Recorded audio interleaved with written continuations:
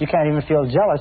You can't even feel angry if you're busy working on goals that are important to you. The conscious mind can only hold one thought at a time, positive or negative. And then we come to number 6. Number 6 is a major reason which sort of summarizes everything that we've talked about up to now as a major problem in relationships, and it is called incompatibility.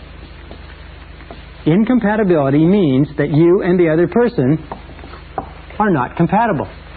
Now this is very, very hard for us to accept because of fears of rejection and failure. We often stay in relationships long past the point where it's clear that we no longer have anything in common. And we do that for a variety of different reasons. One, we do that because we don't want people to think that we have failed. Another reason that we do it is that it's our comfort zone and we don't want to go through all the difficulty of separating. But what happens is this. When two people meet, they're like two dinner plates. And what they have is they have areas where they're separate. Here's the man, here's the woman. They have areas where they're separate and different, and they have areas that they have in common. Now, as a relationship develops, sometimes these areas grow.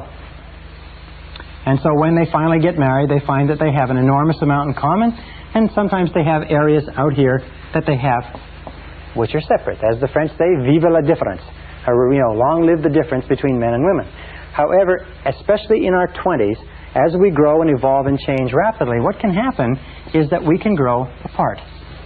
And we can reach the point where the man and the woman now have a great gap between them. They have very little in common. How can you tell when incompatibility is set into a relationship? Number 1, the first thing that goes is the laughter. Is people stop laughing together. And the second thing that goes is the friendship. Is they don't look upon themselves as friends anymore. They look upon themselves as sort of people that are forced together. Now, if incompatibility is set into a relationship, the natural thing to do, the best thing to do, is to try to patch it up. Try to find some kind of a bridge. Try to put it back together, if you like. Try to bind it together, especially if there's children and a lot of other things involved. However, please understand this. If incompatibility has developed, and incompatibility is the rule, you have to go through dozens and dozens of men or members of the opposite sex before you ever find one that you can settle down with. If incompatibility has happened, accept it as a reality. Because if you do not, you're going to enter into the phenomena of denial.